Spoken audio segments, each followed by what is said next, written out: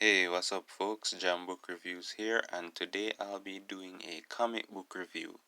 The book I'll be reviewing is The Puma Blues by Stephen Murphy and Michael Zulli, both famous for their work on the Teenage Mutant Ninja Turtles comic book series. I have the complete version of The Puma Blues released in 2015 by Dover Publications. The Puma Blues was a comic book series of 23 issues and a mini-comic, published between 1986 to 1989. Its publishing history is an interesting story within itself, but it can be summarized by first being published by David Sims' Aardvark International, then self-published, then published by Mirage Studios, and of course now by Dover. Now let's take a look at this edition. Now on the dust jacket, you see it has the Puma on the cover draped in the American flag. And you have the title and the authors on the side here. On the spine you have the title and the publisher logo. On the back you see a type of portrait of the Puma. You see the blue color scheme kind of continues here.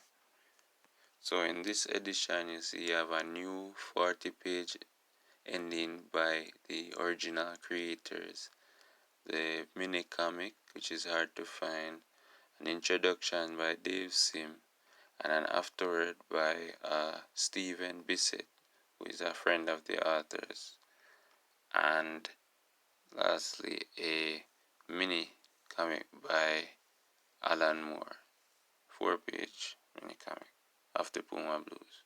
And as you can see, it retails for $34.95.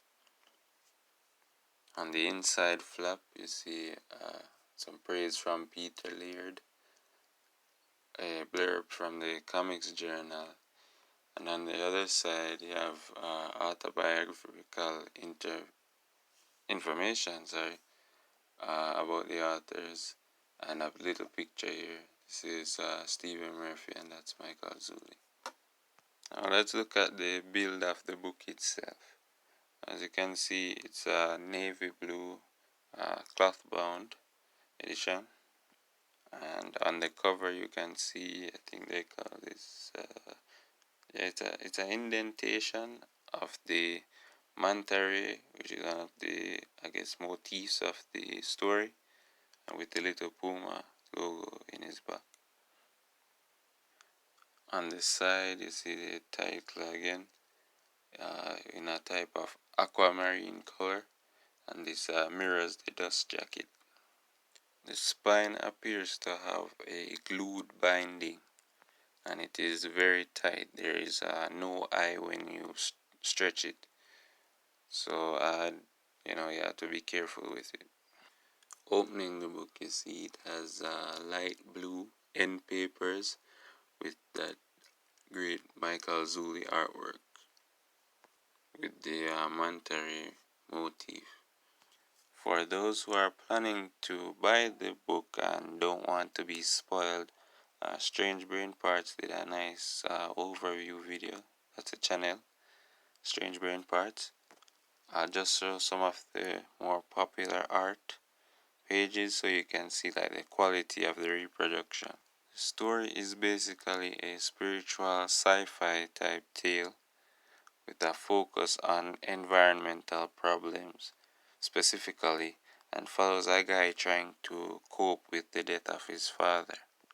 If you are wondering if anything is missing from this edition, there are none of the original covers from the comic book. And issue number 20, which was kind of like an anthology or compilation issue, is not in there, but that issue never really had anything to do with like the main story. It's like stories set within the universe, the Puma Blues universe, done by different authors, and it's actually where the Alan Moore story came from. But probably not really missing out on much.